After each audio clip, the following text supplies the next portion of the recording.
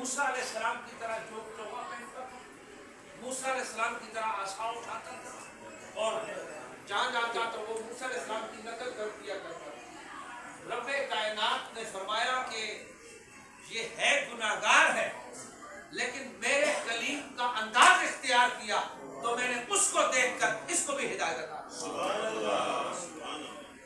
اس کو بھی عطا کی۔ اور یہ ساری باتیں جو امت محمدیہ کو عطا ہوئی، پھر ہم جس ہستی کی بارگاہ میں موجود ہیں، شہنشاہ ہفت اقلیم حضرت بابا تاج الدین ناگپوری رحمت اللہ تعالی علیہ کے صحبت یافتہ آپ کے جد اعلیٰ جن کے ہم سب عقیدت مند ہیں، آپ کو انہوں نے اتنا نوازا کہ آپ جب آپ کو پتہ ہے کہ ہسٹری میں اور کتابوں میں لکھا ہوا ہے کہ حضرت بابا تاج الدین ناگپوری رحمۃ اللہ تعالی علیہ کثرت سے قرآن پڑھتے۔ آج جب تلاوت ہو رہی تھی تو میں یہ سوچ رہا تھا کہ دیکھو یہ جو فقراء تھے وہ قرآن سے کتنا جڑتے تھے، ہمیں بھی قرآن سے جڑنا چاہیے۔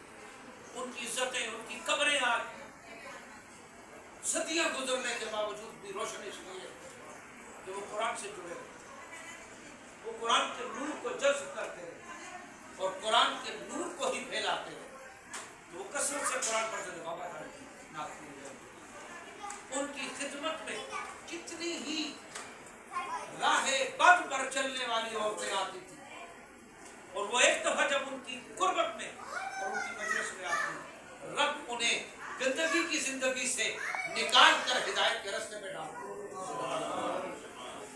اور پھر جو وہی بات جو اولاد باق رسول ہو، جو حضرت خواجہ سید محمد حسینی الحسنی والحسینی حافظ بابا ہو، جو پاک ارواح اور پاک خدمت میں جب وہ آئے تو انہوں نے کتنا نوازا۔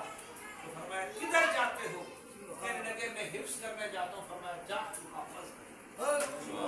آج صدیاں گزر گئی، ہم جب اپنا نقش لکھتے ہیں اس کے ارد گرد بھی آپ کا نام لکھتے ہیں۔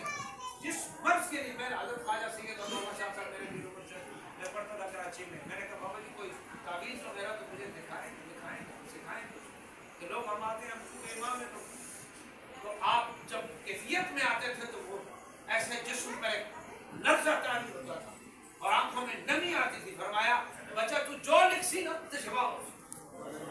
تو یہ تعویذ انہوں نے مجھے بتایا، الہی بحرمت سید محمد خواجہ حافظ بابا پھر میری چشتی صابری جو ہم لکھتے ہیں، یعنی نام کو بھی رب شفا کا انداز عطا کر دیتا ہے۔